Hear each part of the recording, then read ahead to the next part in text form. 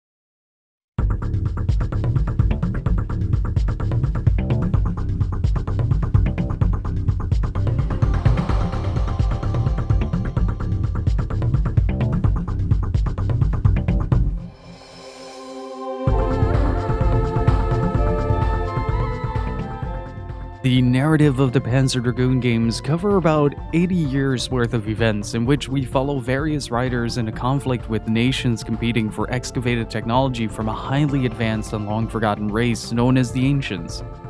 The timeline itself starts roughly 10,000 years before the games, with Panzer Dragoon Zwei serving as the narrative starting point for the main events of the series, in which we follow Lundi and Lagi, the first rider and his dragon, chasing an ancient battleship in the wake of his village's destruction.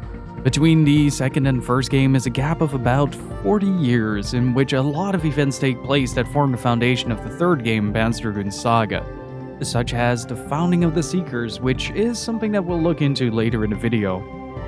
While Orta is developed by Sega's Smilebit team, the development team was largely composed of various members of the then disbanded Team Andromeda.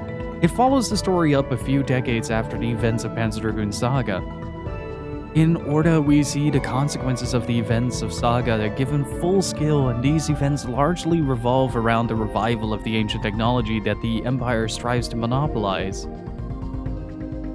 The Panzer Dragoon series has a lot of concepts that require a bit of explaining, like the Dragon program, the Sestran system, and the towers, as most of these have a different meaning than initially perceived.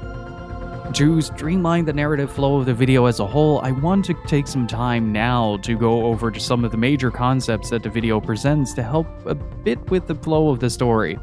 I'll be sure to timestamp these for reference. Before the events of the game, the world was inhabited by a race known as the Ancients. The Ancients are generally considered the potential progenitors of the current population of the continent, which mysteriously vanishes after a massive cataclysmic war that resulted in the current state of the world.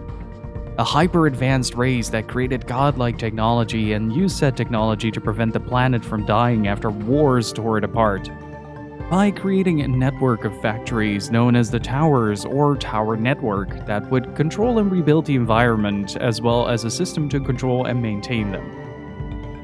This system is often referred to as Sestran, a group name for three things: the Sestran system, which is the governing system to moderate and control the Tower Network; Sestran, the central nervous system of the entire network; and the Sestran being, an amalgamation of the previous two parts of Sestran made into a metaphysical embodiment of its own programming known as the Will of the Ancients, which might exist outside of the boundaries of space and time. Whether the Sestran being, or Sestran X's, as it's known during the final confrontation in Saga, is an actual physical being is up for debate though. These elements make up the general control system of the Tower Network and manage the production, population, and environmental sustainability of the entire planet. The towers themselves are a network of monolithic ruins that function as a database of genetic material, a factory to produce monsters and creatures known as pure types, as well as keep human population in check to keep them from rapidly expanding. You can kind of consider these a biomechanical self-sustaining immune system for the planet that is run by one central system. If the towers are the planet's immune system, then we could consider the biomechanical creatures that they produce as white blood cells to assist the immune system in enacting both population and ecological control. The creatures are manufactured by the towers and don't seem to possess any capacity for autonomy outside of assisting in carrying out the will of the Ancients, or the Sestran programming. These pure types are distinctive by their white-bladed exoskeleton that seem to protect them from smaller firearms, as demonstrated in the opening cutscene of Panzer Dragoon. Beyond the standard pure type creatures that the tower creates, there are also the dragon pure types. Engineered with security in mind, the dragon's primary goal was to guard the towers from outside harm. Armed with an organ called the Bioluminary Oscillator, these dragons are capable of large-scale destruction with very powerful biolasers. While possessing a form of higher thought as well as the ability to telepathically communicate, the dragon's primary function is to assist the Sestran network in sustaining the will of the Ancients. They're unable to reproduce, hence given the ability to evolve and adapt to their environment. To complicate this subject a bit more, the dragons also exist as a form of programming that is capable of being downloaded into genetically compatible creatures to alter their genetic structure and become a new dragon. A deviation of this program, known as the Heresy Dragon, separates from Sestran and becomes the dragon that we play as during the games. Whether these forms are the same dragon is insinuated but ultimately unknown. However, they all share the common goal of taking down the towers.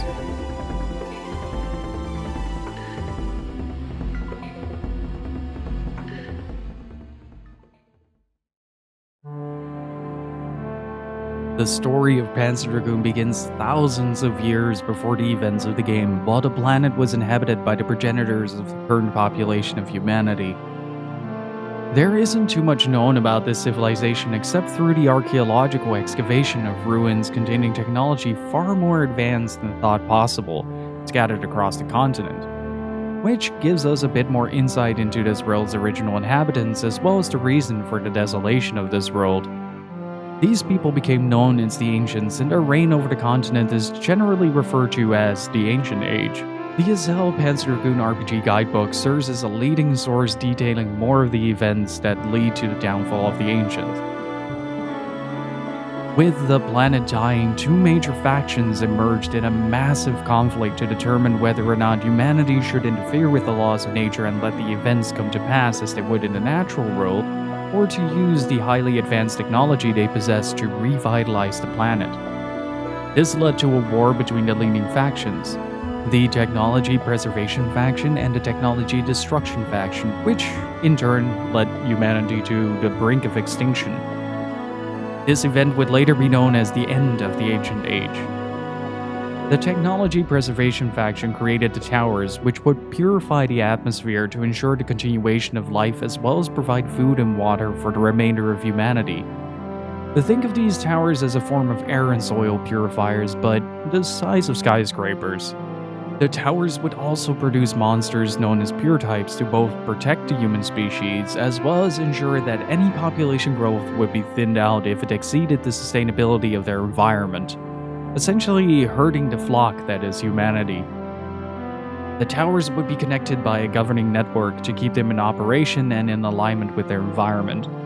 This network would be controlled and governed by its central entity, known as Sestron, who would continue to carry out the will of the Ancients or its programming well after the Ancients themselves had disappeared, keeping the tower network in operation and the parameters set by the Technology Preservation faction intact.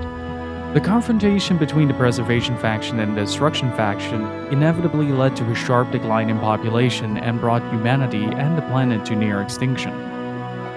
With the Preservation faction dominating the conflict through technological superiority, they inevitably came out as the victor.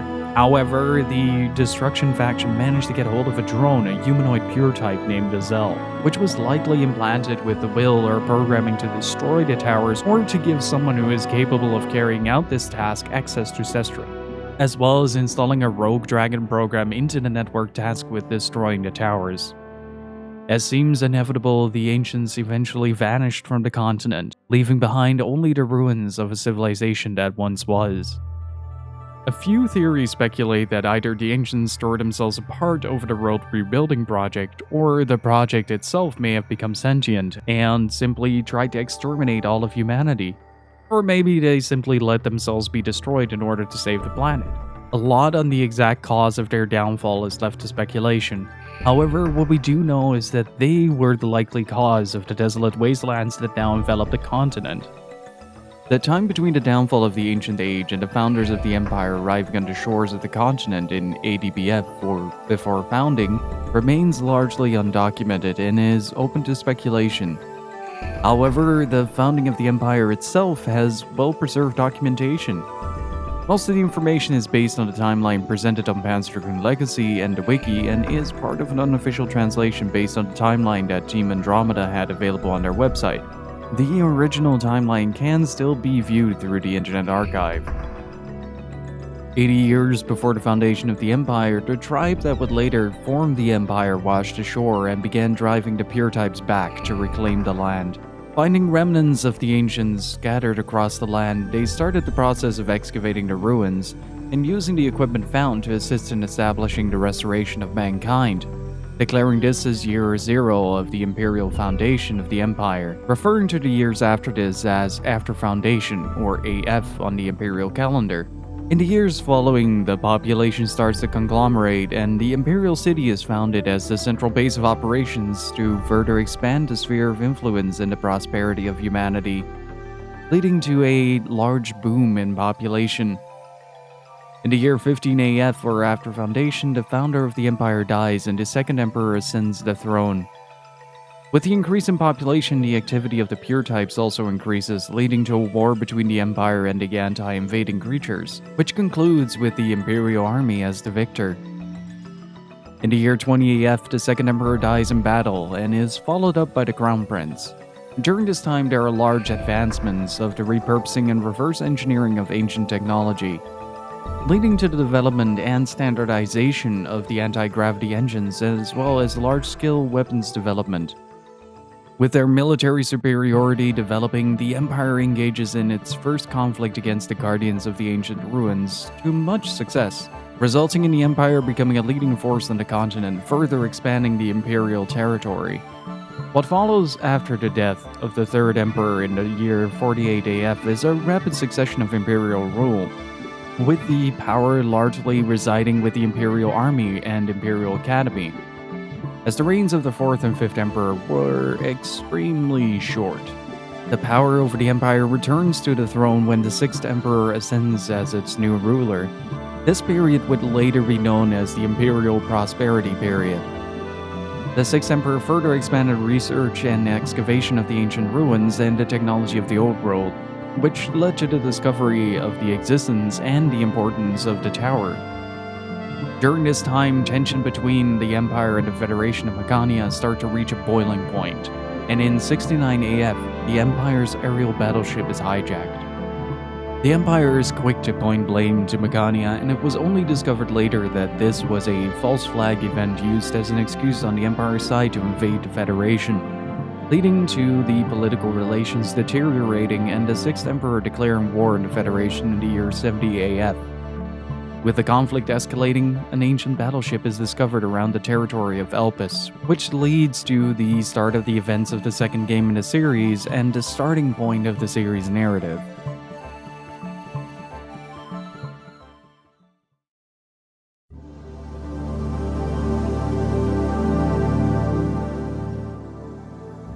The events of the Panzer Dragoon series start off in the second installment, Panzer Dragoon Zwei. Here we get introduced to Jean-Jacques Lundy or Jean-Luc Lundy, depending on whether you play the Western version or Japanese version.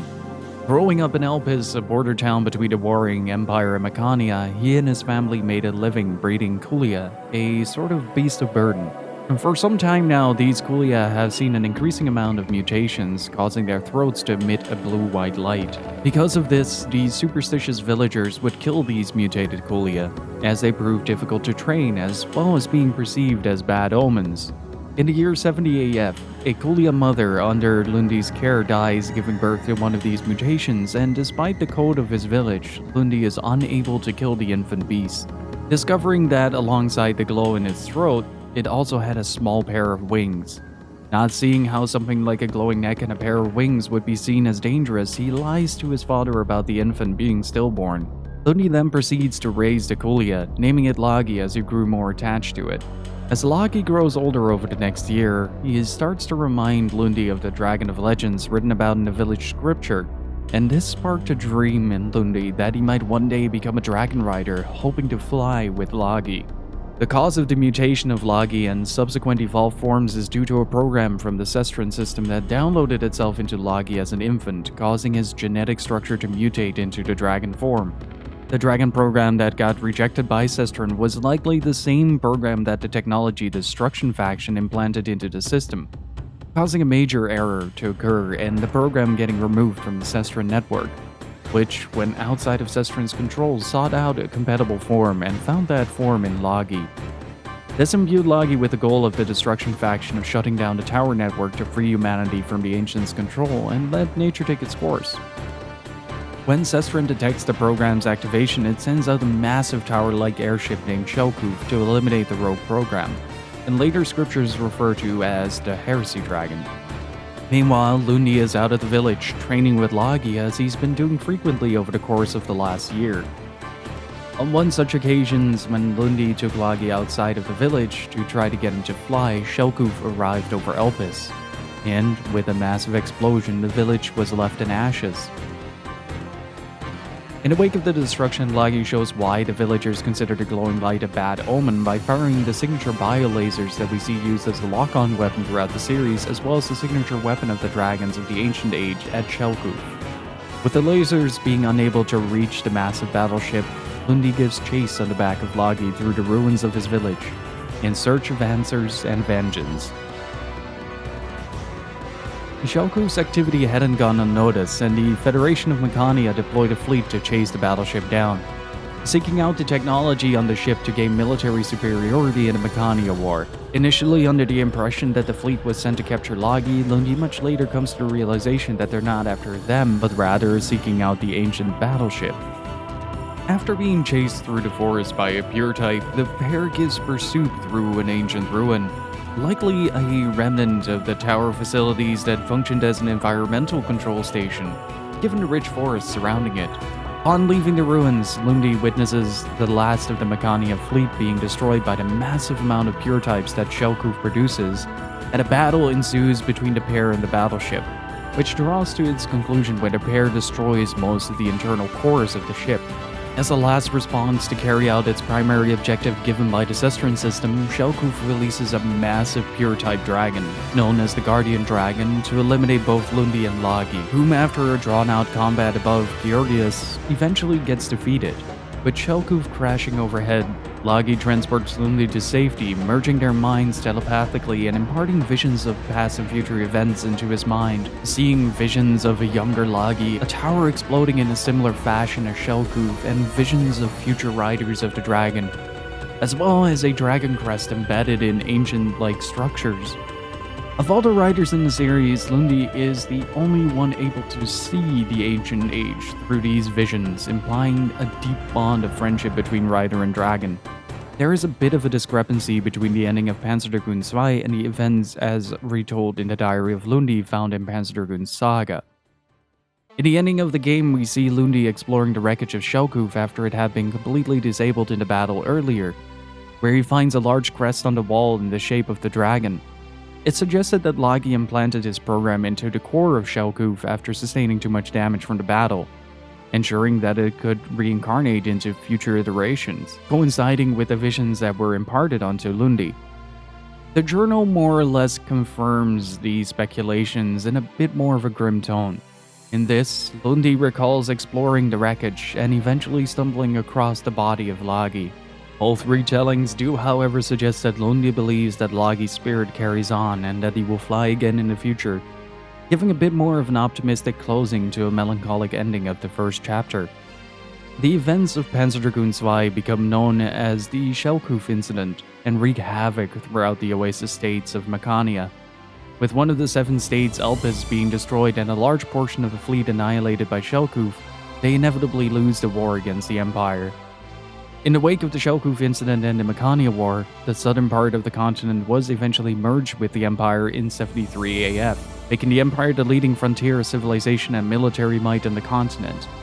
What ultimately happened to Lundi after the Shellcoof incident is unknown outside of his activity with a secret organization known as the Seekers, known through journal entries found in Saga, taking with him the knowledge imparted on him through the visions of Lagi. The Seekers had the primary goal of destroying Cestrin and freeing humanity from the tower's control, closely mirroring the ambitions and goals of the Technology Destruction faction from the Ancient Age, with Lundi eventually becoming the leader of the organization, adopting the name Skyed Ops Endau in order to conceal his former identity, and would proceed to fade into the background until becoming a relevant factor in play again during the events leading up to the event known as the Great Fall.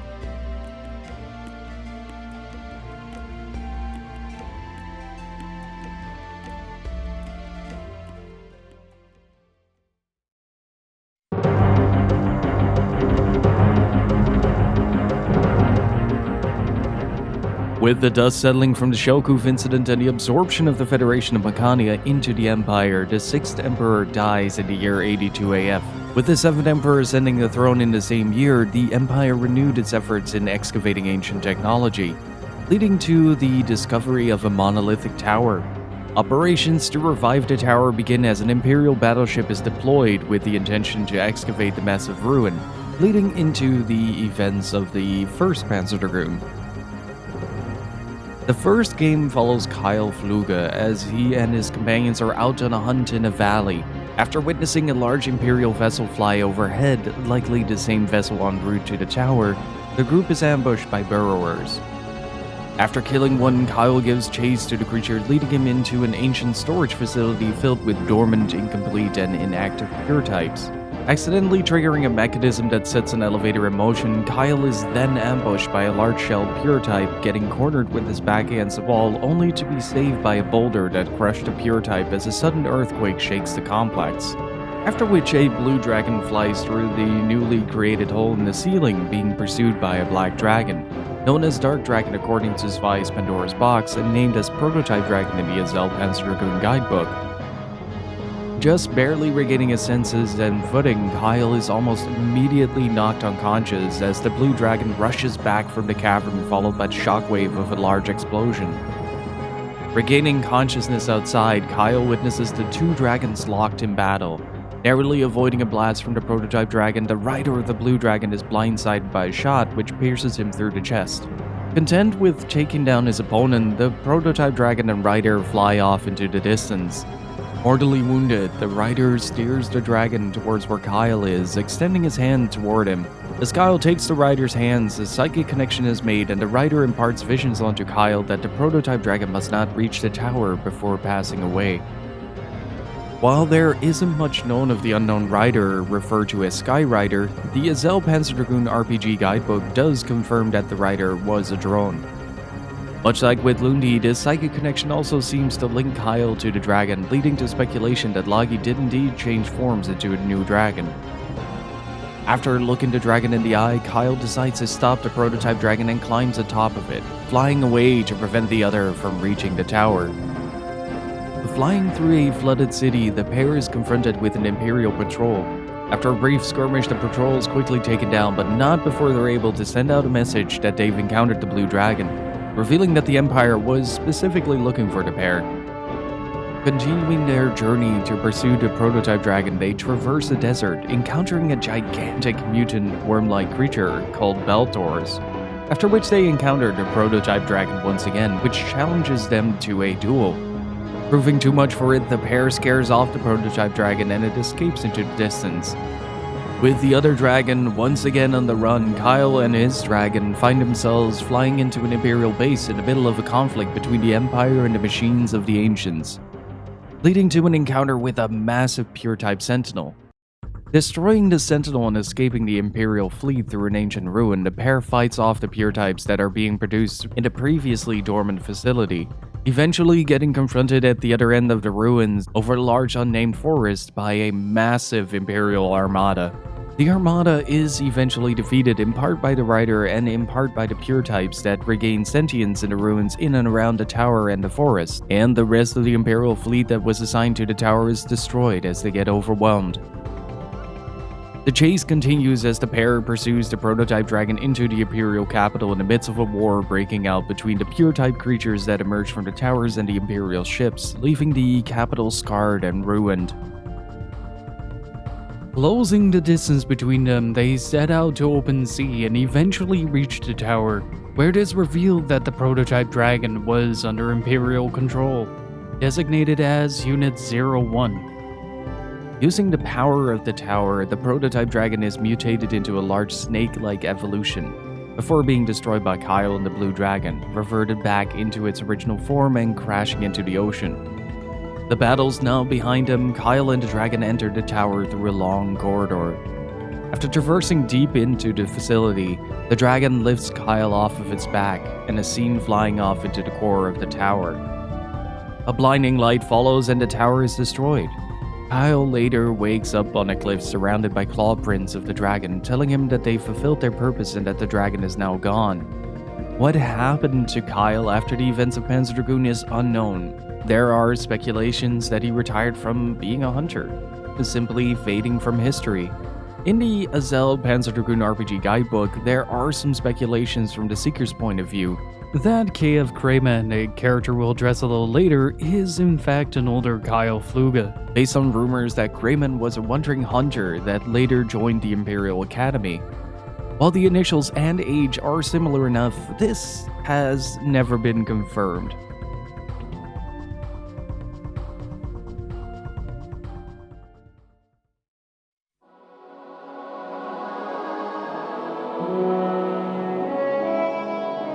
In the wake of the events of Panzer Dragoon and the destruction of the first tower in the year 90 AF, the Empire begins a reorganization effort of the Imperial Army and reconstruction of the Imperial capital. The construction of the Imperial flagship Greg Auric begins and serves as the new royal palace as the Emperor takes up residence after its completion in 100 AF.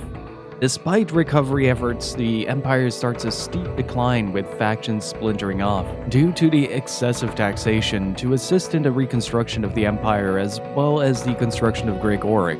Large parts of the Empire were in open rebellion out of resentment, leading to its inevitable downfall and the events of Panzer Dragoon Saga. The events depicted in Panzer Dragoon Saga are the largest in scope, with multiple factions fighting over one of the last remaining towers, and also features the majority of the series' world building spanned across the 4 discs of the game. Panzer Dragoon Saga follows the protagonist Edge, a mercenary guarding Emperial excavation site number 74. This site was the location of a drone named Azel and was built with the purpose of excavating her, believing she could grant them power if she reactivated one of the dormant towers. Due to an incident in the excavation area, a pure type activates and starts attacking the miners. Edge attempts to rescue them, and in the process, Azel's hibernation chamber is uncovered. During the confrontation with the pure type and the subsequent discovery of the drone, one of the splinter factions moves in on the excavation site to steal Azel. Under leadership of KF Crayman, the Black Fleet moves in, killing most of the mercenaries, and one of the men shoots Edge, sending him falling into the valley. Assuming him to be dead after witnessing Edge plummet into the massive chasm, the henchman Zastava leaves the site satisfied. Edge is saved by an entity known as the Divine Visitor, in the form of a white orb who enters his body.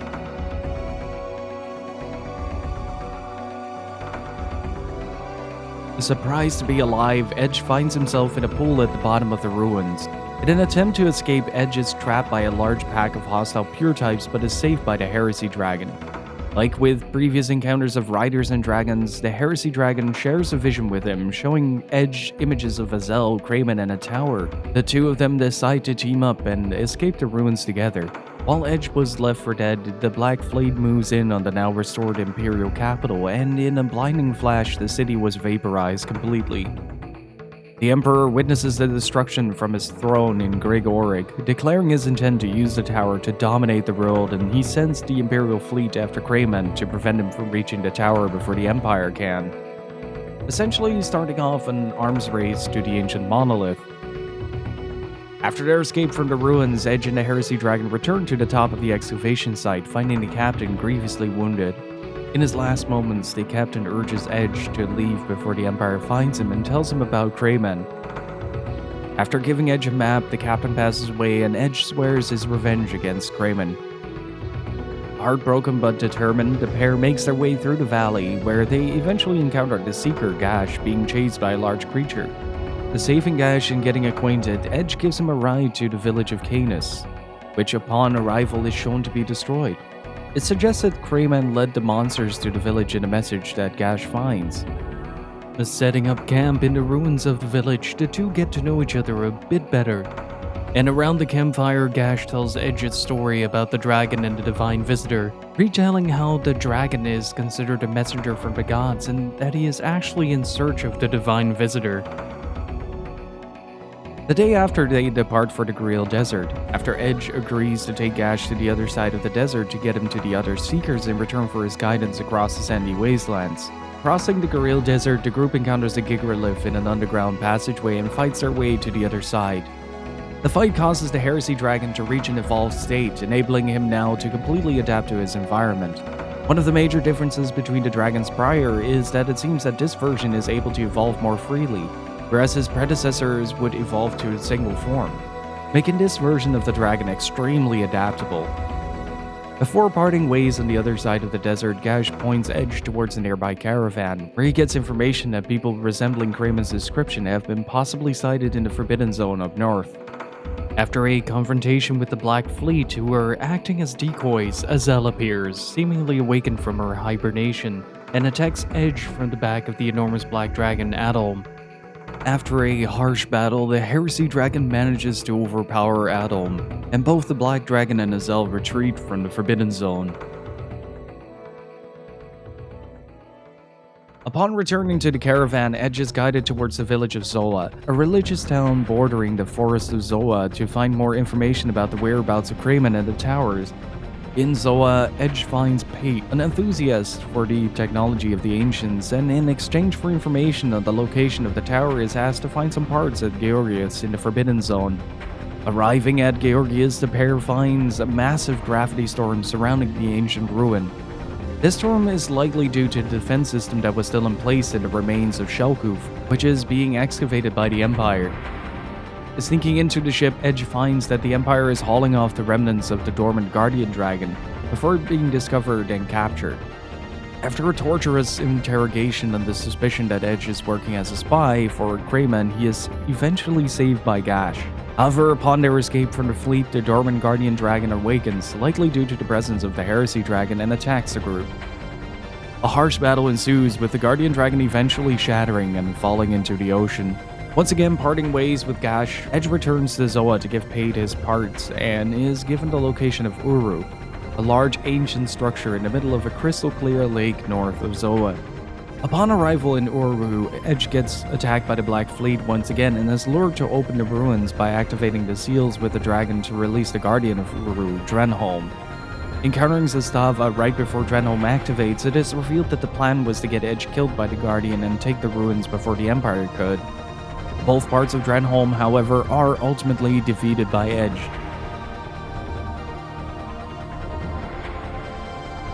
Finding his way back to the entrance of the Uru underground ruins, he is once more confronted by Azel, and after another duel, they crash into the depths of the ruins, leaving the dragons behind. Unable to escape and with Azel injured from the fight and the fall, the two of them decide to pair up, using a hovercraft to find their way out of the ruins. Descending deeper, they find a room filled with failed prototype dragons, insinuating there were a lot more dragons created alongside Logi and the Blue and Heresy dragons. Traveling further into the heart of the now awakened facility, the pair stumbles across a nest of mutated pure types. Destroying it causes a large pure type to give chase, with the pair narrowly escaping into an elevator.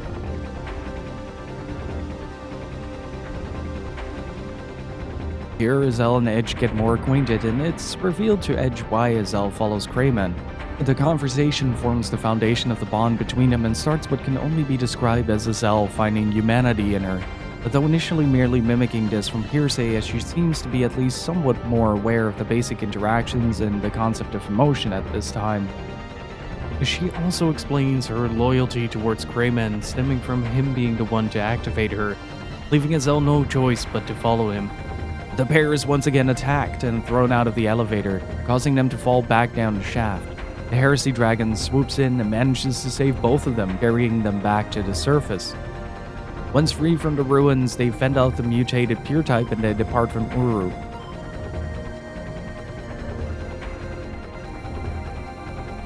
Before finally parting ways after returning to safety, Azel threatens Edge that if he intervenes with Greyman, she will be forced to take him down.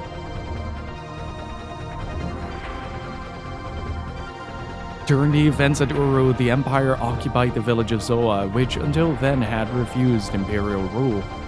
One of the religious and political leaders of Zoa, Viaman, plots to use the dragon to destroy the nearby Imperial base.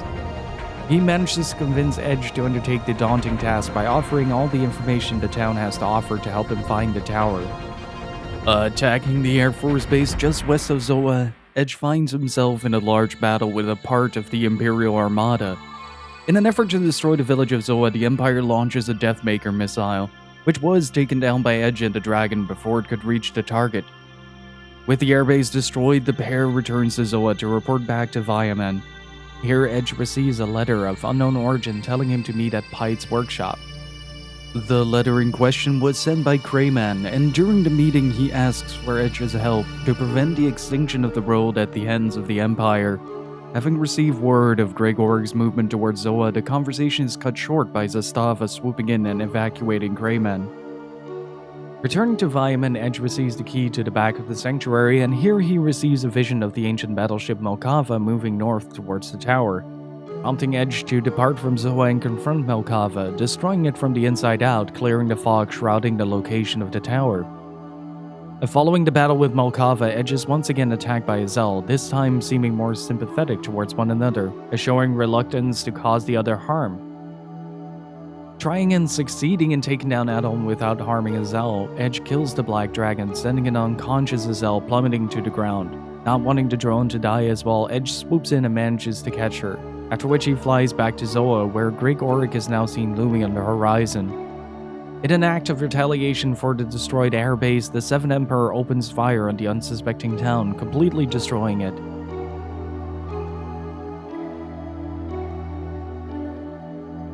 With nowhere to turn to, the group makes camp in close proximity to Zoa, leaving the now comatose Azel at the encampment.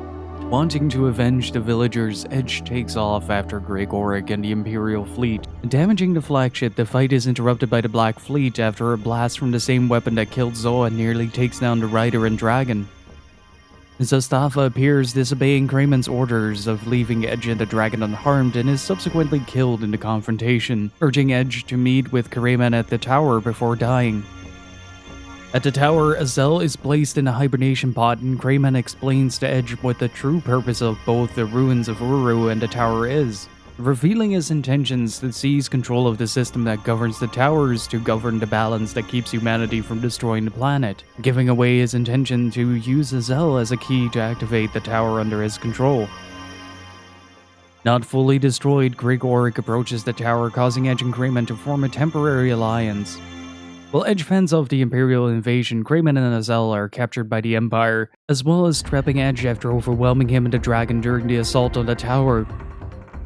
During his captivity, Crayman nearly wounds the 7th Emperor, getting shot by the weaponized chair of the Emperor as a result, and is left mortally wounded.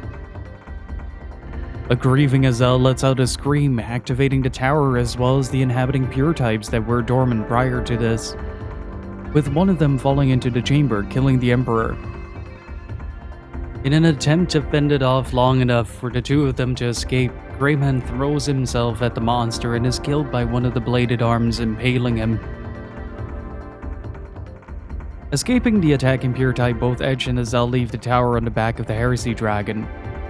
Subsequently, the tower releases a swarm of pure types, destroying and infesting Gregoric and the remainder of the Imperial fleet, leaving the Empire without ruler or military prowess. Their political position becomes severely weakened by these events.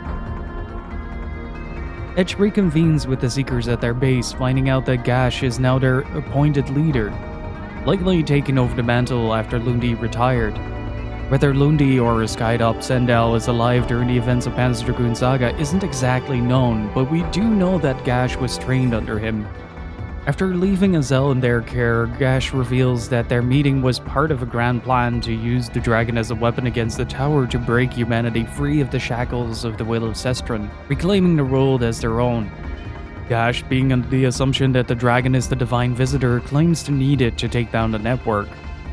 To gain access to the dimensional space that Sestron inhabits, they need Azel to open the passageway, enabling Edge to enter the space and destroy the network that controls the towers. Azel awakens from her sleep, finding that she is now capable of dreaming, having never experienced something like that before. The death of Crayman seems to awaken a form of humanity within the drone, allowing her to experience emotions, in this case grief. The Seeker base comes under attack from the swarm of pure types that were released from the tower, now led by a corrupted Gregoric.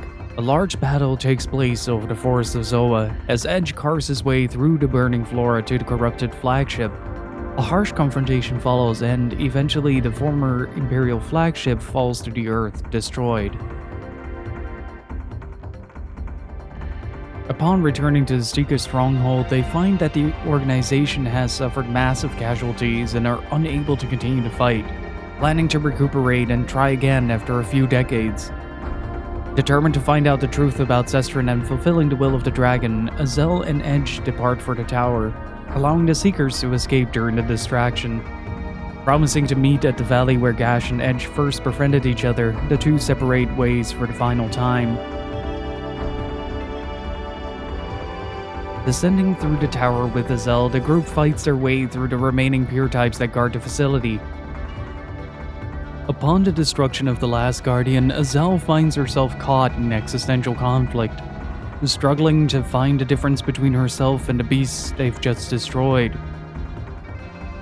Deep within the tower, the group finds a chamber that serves as the gateway into Sestron's dimension. With Azel entering the pod serving as a key to open the gate, she remains behind to destroy the tower to prevent Sestron from escaping. Azel fully activates the tower, sending it through the dimensional barrier, leaving the remains of a destroyed husk of the former monolith to prevent anyone from accessing it after them.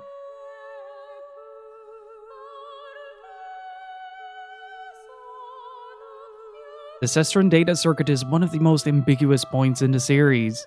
While we know what the Cestron system's function or purpose is, we don't really have a clear definition of its true nature. If we go by the previous analogy in the video, you can view the Cestron data circuit as a physical manifestation of a data server containing all recorded information and memories of the world. The place itself is said to be a place that exists beyond the barriers of time and space, and while accessible through the towers, it's never stated what this place actually is. Being transported to the Cestron data circuit by Azel along with the tower, Edge finds himself confronted by memories of the dragon's forms, labeled as anti-dragons, serving as the guardians for the Cestron network. Through defeating these memories, it is revealed to Edge how the Heresy Dragon program got cast out of the system, entering the physical world, finding Logi in the process, which in turn kickstarted the events of Panzer Dragoon Zwei, leading all the way to this moment. After defeating the manifestation of the Dragon program, the Cestron being manifested itself in the form of Cestron Exis. In a conversation before fighting, Cestron talks about them returning with a human, telling them that the Divine Visitor will die, which on the surface level comes across as Cestron threatening to kill the dragon. In a long and arduous battle, the Cestron being is ultimately destroyed. With the Cestron system now being ungoverned, the dragon inherits the will of the Ancients. The Divine Visitor is revealed to be the player being guided by the dragon to free humanity from control of the Ancients. While we mostly control Edge during the game, this moment insinuates that Edge died at the start of Saga as a result from his injuries, being brought back by the light of the Divine Visitor, the player, to fulfill the purpose of the Heresy Dragon. While Edge was very much alive as a character to take part in the events of the game, it is ultimately the task of the player to destroy the will of the Ancients and freeing humanity.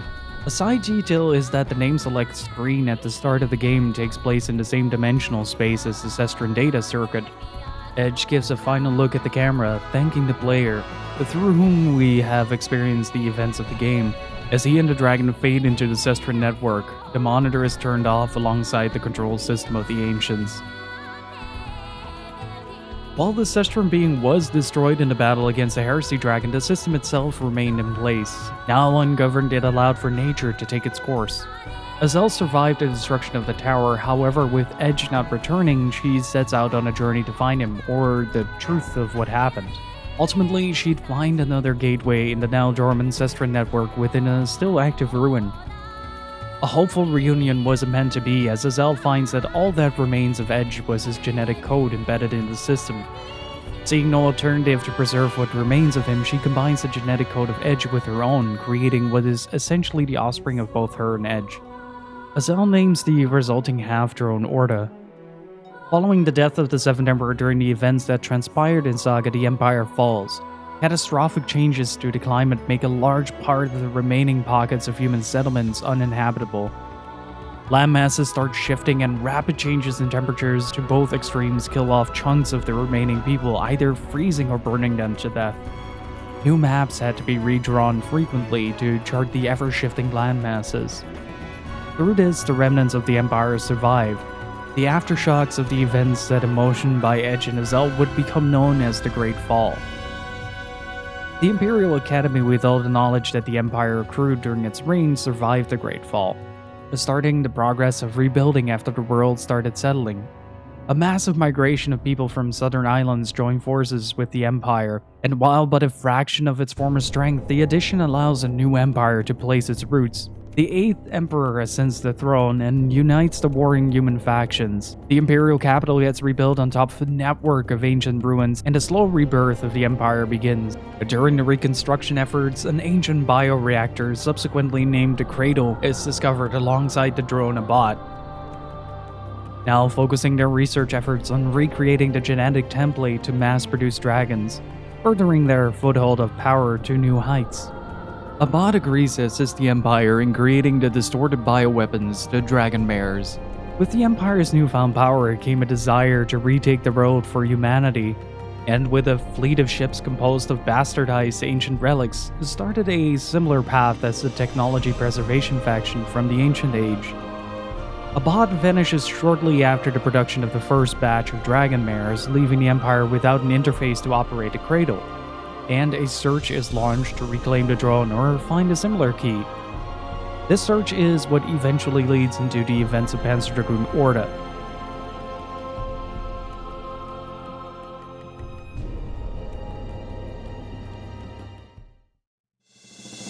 In Panzer Dragoon Orta, we find that Orta, the half-human, half-drone offspring of Edge and Azel, is captured by a tribe of Seekers in the Yellow Valley, who captured her at a young age, locking her up until she was needed for a war. With Orta knowing nothing of her past, she grows up hardened and somewhat cold. It's not known whether this faction of the Seekers was led by Gash, but it is shown that this part of the organization seems more resentful towards the ancient technology. It's speculated that the Seekers are aware of Orta's true origin and thus keep her locked away to prevent another incident like the events surrounding Sestron from happening. While decently equipped with weapons themselves, the Seekers don't stand a chance against the invading forces and the Dragonmares, and the valley is quickly overrun. During the attack, Orta's prison is destroyed, and right before she is taken, she is rescued by a dragon. This dragon is likely to be a continuation of the dragon we've seen throughout the series, once again taking a physical form after being absorbed into the data stream during the Sestron incident, which would explain the reason the dragon takes to Orta, with her being the daughter of his previous rider. Now on the back of the dragon, the pair fights their way through the overwhelming forces of the Empire, trying to remain out of their clutches. Thinking they've escaped through a narrow part of the valley, Orta is confronted by an Emperial carrier. Eventually damaging the carrier enough that the ship crashes, the pair manages to escape. As Orta wonders why the dragon had saved her, they're surrounded by Dragonmare, with one of the riders confirming the dragon as the one that destroyed the last Empire. Before the Dragonmare can cause any harm, a bot shows up on the back of his own dragon, causing the Dragonmare to retreat. Seemingly having answers, Orta follows the drone into the Forest of Mutation. With Orta's identity confirmed, the Empire sends their fleet in pursuit to capture her in order to activate the Cradle. Traversing the Forest of Mutation in pursuit of a bot, Orta encounters a group of worm riders after losing track of the drone. Assisting the group in taking down a Nikrakov, she is initially mistaken to be an Emperial riding a Dragonmare. During this, a bot has retreated to an ancient facility attempting to resuscitate his ancient masters. After multiple attempts leading to failure, he determines that his task is now 100% impossible. Lamenting in his failure and solitude, he starts to seek out a new way of fulfilling his mission. It is possible that some of the remaining ancients were kept in a cryogenic state. However, with Edge and the Divine Visitor shutting down Sestron, it seems that the life support went down with the network. A bot decides to create a new race of drones to replace the ancients, leading to him needing Orta's DNA. By his logic, since she's a half-drone, half-human, she has the potential to reproduce. Orta, looking for her own answers, tries to pursue the bot, ultimately losing track of him during the trek through the Forest of Mutation. The Worm Riders, mistaking Orta for an Emperial, attack her. After a short fight, the leader of the Worm Riders, Mobo, or Mobo the Great as he likes to refer to himself, realizes his mistake and profusely apologizes. Mobo invites Orta to his village, where the village chief allows her to stay after she opens herself up to him. Her stay in the village was brief but impactful, enjoying the warm embrace of the villagers, and slowly changing the way she perceives the world. However, her stay in the village was to remain brief, as after only a few days, the Imperial fleet that was in pursuit of Orta finds the den and attacks it, destroying the majority of the village. Alongside the remaining Worm Riders, Orta takes to the sky, attacking the fleet. During the battle, Mobo is shot down by the Guardian statue, leaving Orta to fight the battleship alone. She overhears an officer giving orders not to show mercy to a drone, giving her an idea of her origin. In a last-ditch effort to destroy the dragon, the captain of the Dragonmare self-destructs her mount, and Orta is caught in the explosion, plummeting from the skies. Orta eventually wakes up in the snowy landscape of the glacial plains and finds the dragon severely injured. A mutual bond of empathy forms between them, and as the dragon senses their confusion, it shakes off the injuries to carry on their journey to pursue a bot and find answers for Orta and her true origin. Traversing the glacial landscape, they find remnants of an old civilization, and upon exploring the ruins, they encounter a massive manta ray-like beast. Fending off the beast, Orta realizes it was only protecting its children and regrets inflicting it with such severe injuries. Before she can fly off, however, a bot murders the beast and its children. Being unable to complete his objective, a bot in his deteriorating state beckons Orta to follow him. Abad leads Orta to an underground ancient tower-like facility where she is immediately attacked by the Guardian as she's seen as a hostile entity. Narrowly avoiding the Guardian crashing into them, they venture deeper into the facility. Upon reaching the core of the facility, Abad opens a gateway into the dormant Cestran data circuit.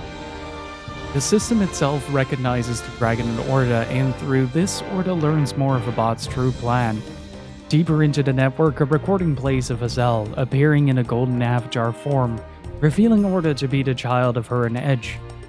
Though referred to as that man, it's extremely likely that it's Edge's genetic code that was used to create Orta.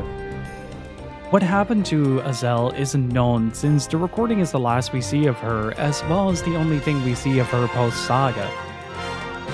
As the avatar vanishes, a massive form of Abad appears, revealing that he requires Orta's body to be able to reproduce infinitely, allowing a new race of drones to overtake the world. Not willing to abide by his request, Orta attacks Abad, destroying his form.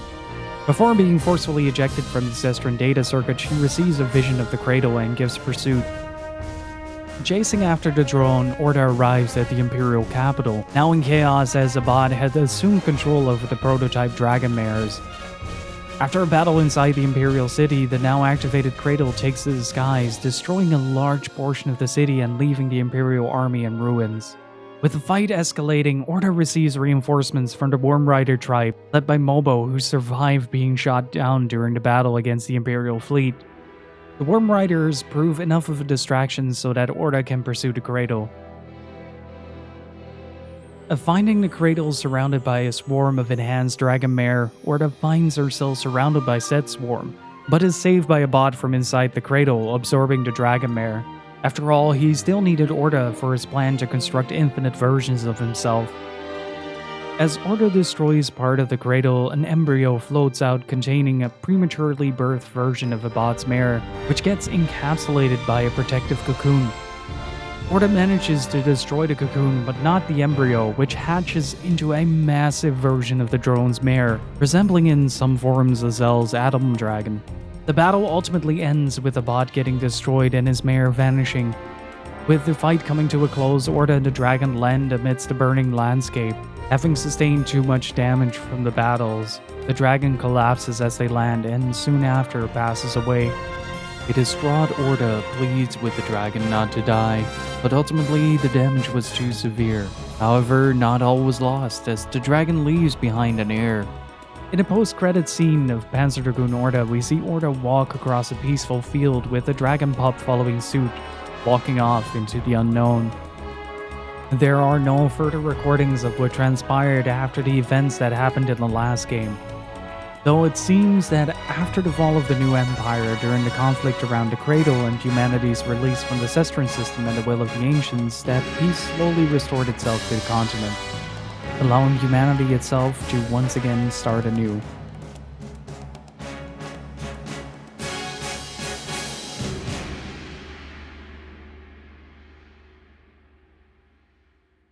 The world of Panzer Dragoon still offers a great many mysteries and stories that haven't been covered in this video.